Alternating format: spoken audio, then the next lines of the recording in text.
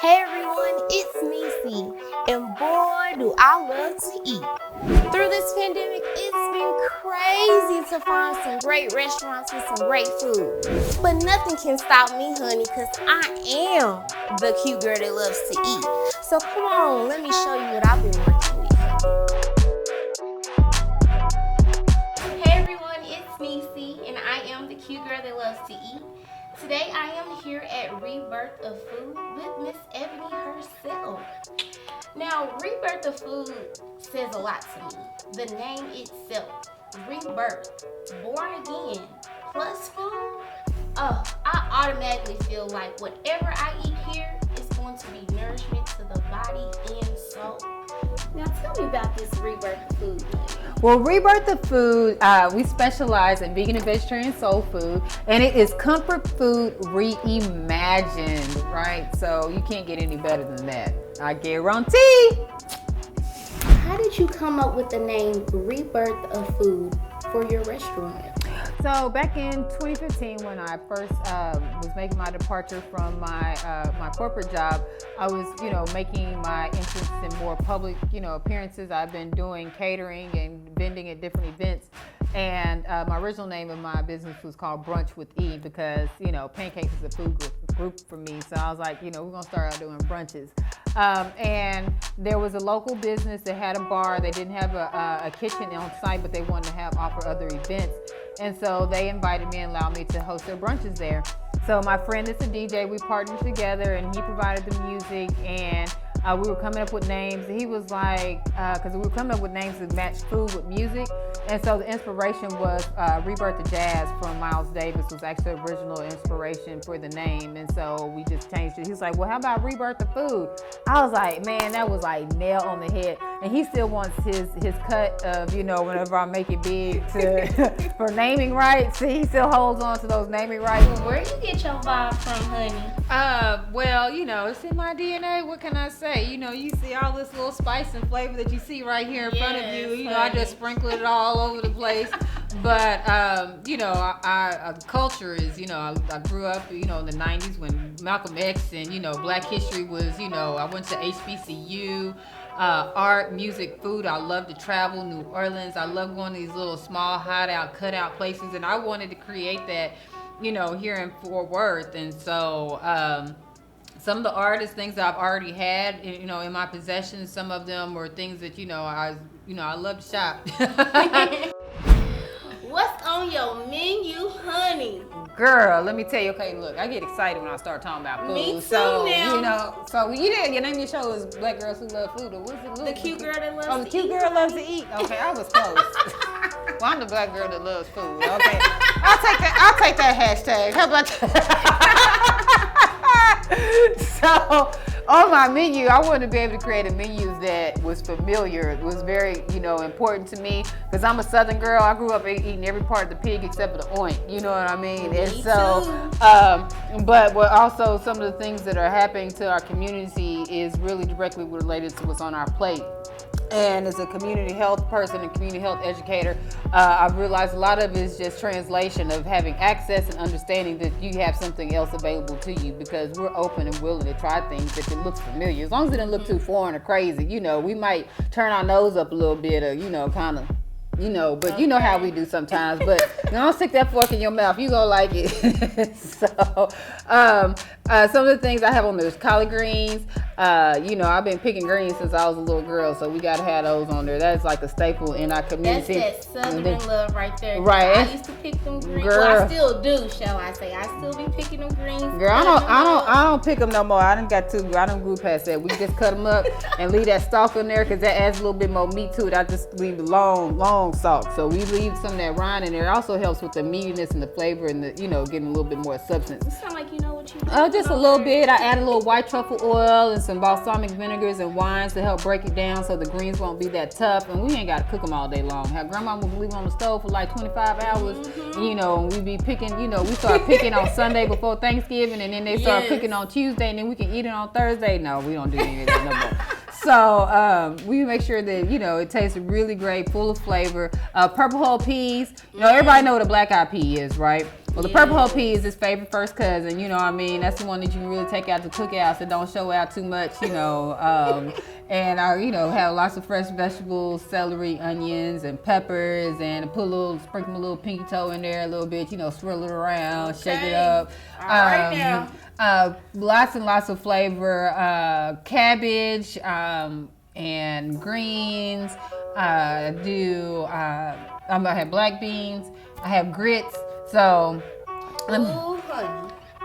So you just Southern all the way. Just Southern all the way. So the grits. So we got these grits, So these honey. grits. So you know there's this whole argument in the South on how you eat grits. So I grew up eating grits with sugar. But as I grew up, you know, I started appreciating some salt and pepper. Now I like a little sweet, a little savory, actually mixed together. So I give people the option. So your grits, how you can get your grits, you can get them with vegan butter, dairy butter. You can get them with cheese. You can get vegan cheese, dairy cheese. You can get sugar. Well, I don't use white sugar. I use raw organic cane sugar because we're going to keep it step up. And then also you can have it savory if you like. And I also add a little sprinkle of some chives in there just to give a little punch in the bite, you know, in the back of your throat when you're chewing on it. And you be like, yes, that's how you do it right there. Them grits just hit you. They kind of stick to your ribs, you know what I mean, to make you feel real good. And you can add some shrimp on top. So, you know, I got you whatever level that you're on, you're going to be pleased. So I definitely, you know, don't have anybody walking out of here disappointed. Another thing that I do as well for my customers, my first time guests and customers, I let them taste the food before they buy it because it is something new. So I don't want you to ever come in here and be disappointed because I don't want to give your money back either because it's hard times out here and I don't want to have to open that cash drawer out in reverse. So I'm going to make sure you make up your mind before you buy. So I want you to taste. So anytime you come in here, if you're not sure, come on in and get a sample of it and taste it because I want to make sure that you're really happy and satisfied. Yes, because you're making them grits all different type of ways. I make them all different ways. So the grits is something that I make, you know, fresh per order. So I don't make it, you know, ahead of time. I also have, because this is Texas, the South, you know, we right close to the border. So besides soul food, you know, Mexican food is the next thing on that list. So I also have nachos. And so nachos is, you know, that great comfort food. But I want to have that bridge of introducing something new and different to you.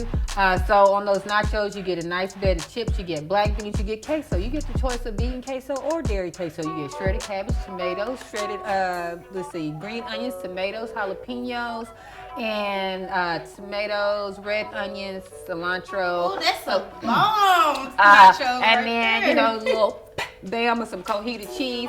You also can add your favorite protein, the chopped jerk chicken, barbecue jackfruit, shrimp, or salmon. So, you know, you got it.